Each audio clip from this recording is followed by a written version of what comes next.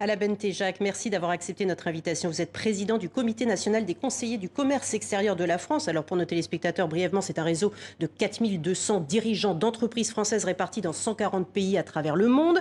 Alors on vient de le voir, il y a certaines retombées positives pour certaines petites PME françaises, tant mieux pour elles. Mais pensez-vous, comme l'a dit d'ailleurs il y a quelques jours le ministre français de l'économie, qu'à l'occasion de cette crise du coronavirus, ce sont les règles du jeu du commerce mondial qui vont changer? Alors, il y a un impact à court terme, évidemment. Les entreprises doivent s'adapter, diversifier leurs sources d'approvisionnement, essayer de trouver des solutions nouvelles. Elles s'adaptent finalement rapidement. Mais je pense que ça devrait probablement avoir aussi un effet à moyen terme. C'est sûr qu'il est probablement évident que la tendance à la mondialisation et à la multiplication des chaînes de production mondiales, des chaînes de valeur mondiales, comme on dit partout, de manière de plus en plus complexe, de plus en plus intégrée.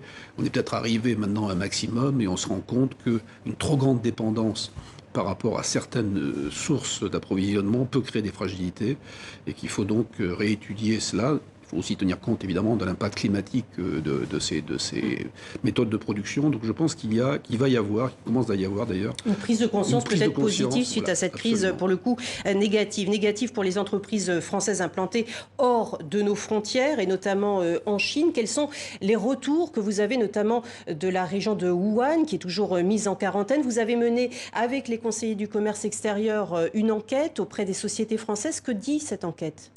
Tant qu'elle dit qu'il y a beaucoup d'inquiétudes, effectivement, notamment des entreprises basées en Chine. Plus de la moitié d'entre elles anticipent une réduction de leur chiffre d'affaires semestriel du premier semestre pouvant aller jusqu'à 50%. C'est quand même un impact très important. Et il y a aussi et surtout une grande incertitude sur la durée de la crise et le moment où elles pourront repartir et relancer la production. On peut penser que la sortie sera certainement assez longue, assez progressive. Et donc tout cela crée beaucoup d'incertitudes. Et nous avons en plus des entreprises, beaucoup dans le secteur automobile, installées à Wuhan. Les grands groupes qu'on connaît, mais aussi beaucoup de PME, beaucoup d'équipementiers qui, là, sont vraiment à l'arrêt total. Nous avons un de nos collègues qui dirige une PME qui est là-bas, qui est resté là-bas, qui a voulu rester auprès de ses collaborateurs sur place. Mais la situation est très difficile puisque c'est un arrêt total de production, un arrêt total... Oui, avec cette difficulté, vous le dites à l'instant, de dire quand la reprise Exactement, va pouvoir exactement. être mise en place. Au-delà de la Chine, intéressons-nous également à ce qui se passe notamment au Japon, mais aussi aux pays de l'ASEAN. On parle peu d'une place économique comme Singapour, notamment. Là encore, qu'est-ce qui remonte du terrain ? Beaucoup d'inquiétudes parce qu'à Singapour, il y a beaucoup d'entreprises, notamment de PME, qui sont basées à Singapour, mais qui font produire en Chine ou dans d'autres pays de la région. Les économies sont de plus en plus intégrées. Je crois qu'une des grosses difficultés auxquelles sont confrontées les entreprises dans la zone, c'est l'impossibilité des déplacements professionnels. D'ailleurs, par rapport à notre enquête, la préoccupation numéro un, c'est celle-là. Ensuite, il y a les questions de trésorerie aussi qui vont se poser très vite, mais cette question d'impossibilité de se déplacer est un obstacle considérable. Donc Singapour, beaucoup d'inquiétudes à Singapour, beaucoup à Hong Kong, beaucoup aussi en Corée du Sud, puisqu'on a vu pour la première fois, je crois, aujourd'hui ou hier, que le nombre de cas nouveaux était supérieur en Corée du Sud qu'en Chine. En Chine actuellement, sur ces dernières 24 heures, effectivement. Quels sont les secteurs les plus touchés? C'est le secteur de l'industrie ou plus le secteur des services? Alors, c'est évidemment les services d'abord, notamment tous les services liés au déplacement, tourisme, transport, hôtellerie, le luxe, on l'a vu également, et certains secteurs industriels, notamment l'automobile et l'électronique, à cause des difficultés dans les chaînes de production.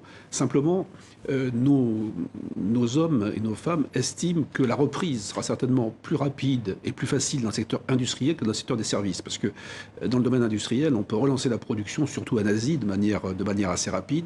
Dans les services, les choses qui ont été perdues, ou le chiffre d'affaires qui a été perdu en début d'année, il est difficile de rattraper après, parce que les gens ne vont pas se mettre à voyager en permanence, ne vont pas... Mais là, on parle des gros groupes. On imagine également que les PME, les TPE, alors là, pour le coup, qui ont peut-être les reins moins solides et des bases moins fortes, là aussi, ça doit être dur. Il y en a qui sont réellement menacés aujourd'hui? Oui, je pense qu'il y a vraiment des entreprises menacées dans leur existence, puisque, surtout si la crise dure, il est évident que quand on n'a plus de chiffre d'affaires, qu'on ne facture plus et qu'on continue à payer les charges, notamment les charges salariales, ce qui est normal, il est évident que très vite on se heurte à un problème de trésorerie et que je pense que ce problème de trésorerie, il va falloir le traiter. Et justement, vous avez c'est le rôle des CCE d'alerter les pouvoirs publics. Bruno Le Maire, le ministre de l'économie, a dit qu'il y allait avoir des une prise en compte. Quelle est-elle là? Alors je pense qu'il y a des mesures qui ont été annoncées qui vont dans le bon sens, notamment en matière de chômage partiel ou au moment de la reprise de faciliter en matière de temps de travail pour pouvoir justement produire davantage. Mais je pense qu'il faudra aussi certainement traiter avec le ministère des Finances, avec BPI France, les questions de soutien en matière de trésorerie ou de garantie pour un certain nombre d'entreprises, notamment des PME, qui risquent d'avoir du mal à passer cette phase très difficile. Merci beaucoup Alain Bété-Jacques d'avoir été avec nous.